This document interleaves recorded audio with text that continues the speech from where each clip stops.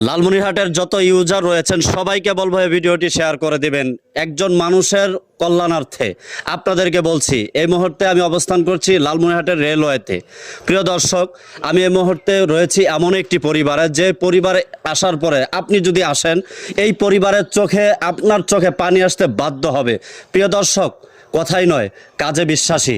আসুন, সশরীরে আসুন, স্থানে ভিজিট করুন, ইনশাআল্লাহ আমার কথা কাজে আপনারা বাস্তবে প্রমাণিত হবেন।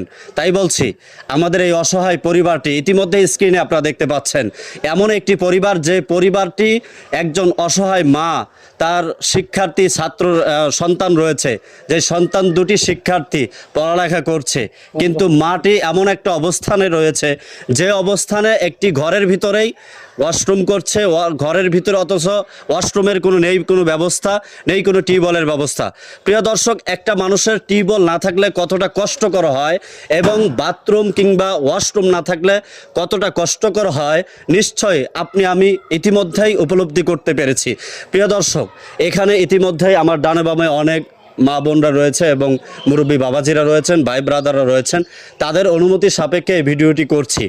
স্থানীয় প্রশাসন থেকে শুরু করে বিশেষ করে আমাদের দুর্যোগ মন্ত্রী মহোদয়, আমাদের আসাদুল হাবিব দুলু মহোদয়, আপনার কাছে যদি যায় বার্তাটি, আমি বলবো আপনি সশরীরে এই স্থানে ভিজিট করে আপনারা এই জনকল্যাণে আপনি অংশগ্রহণ করবেন। এই ব্যাপারে আমি সংক্ষিপ্ত একটু কথা বলবো আমাদের শাহিন ইসলাম বাবু ভাইয়ের কাছ থেকে একটু জানবো। ভাই, আপনি ভিজিট করেছেন, এই পরিবার ব্যাপারে আপনি কতটুকু অবগত? জি, আমি এই পরিবারের সম্পর্কে অবগত আছি। এই যে বাচ্চা দুটা, এই দুজনেই হলো মাদ্রাসার শিক্ষার্থী, কোরআনের শিক্ষায় শিক্ষিত হচ্ছে। তার বাবা নাই, বাবা মারা গেছে, মা আছে, মাও পাগল। আমিও একটা ভিডিও করেছিলাম, আমিও ভিডিও ছাড়ছি, মানে আপনাদেরও আহ্বান করছি ভিডিও করার জন্য। আমার এলাকাবাসী সবাই আমরা চাইতেছি যে এদের দুঃখ দুর্দশাটা আপনারা তুলে ধরে, যারা মানবিক মানুষ আছে, আমাদের মন্ত্রী মহোদয় থেকে শুরু করে অনেক মানবিক মানুষ আছে, তাদের কাছে যাতে ভিডিওটা পৌঁছায়, তারা যাতে মানবিকভাবে সহযোগিতার হাত বাড়িয়ে দেয়, এটাই সকলের কাছে। অসংখ্য ধন্যবাদ।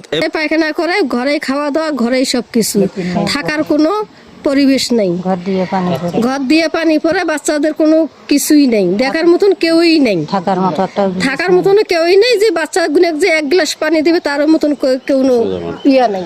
প্রিয় দর্শক, শুনলেন আপনারা, এই যে সেই ছোট্ট শিক্ষার্থী, ছোট্ট বাচ্চাগুলো। যে মাদ্রাসার এই শিক্ষার্থী দুটা, এদের কিন্তু মাদ্রাসার পোশাকও নাই। জি, মাদ্রাসার যে পোশাক থাকে, নির্ধারিত পোশাকও নাই।